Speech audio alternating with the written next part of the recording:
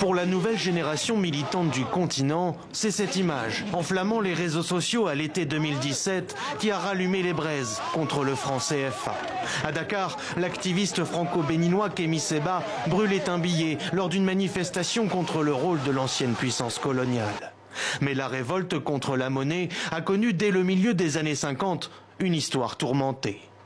Dans la foulée du père de l'indépendance togolaise, Sylvanus Olympio, qui meurt avant d'avoir pu mettre en place son plan, sortir de la zone franc et créer une monnaie nationale, en Guinée, le président Ahmed Sékou Touré promulgue en mars 1960 une réforme du régime monétaire.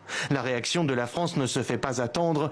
Paris lance l'opération Persil, introduisant une grande quantité de faux billets de banque guinéens dans le but de déséquilibrer le pays. Au Mali, c'est un coup d'État en 1968 qui empêchera le président Modibo Keïta de sortir son pays de la zone franc. Au terme d'une intense décennie de contestation sociale et de lutte d'influence, ce n'est qu'en 1973 que la Mauritanie et Madagascar réussiront là où d'autres ont échoué. Mais le coup de frein de Paris contre ces velléités de sortie s'enracine les décennies suivantes. Entre élargissement de la zone franc, la dévaluation du CFA et le gonflement de la dette des États africains, la monnaie conserve ses prérogatives. Mais 2017 est un tournant. Outre les actions coup de poing des activistes, plusieurs économistes, comme Kako Nubukpo, s'engagent.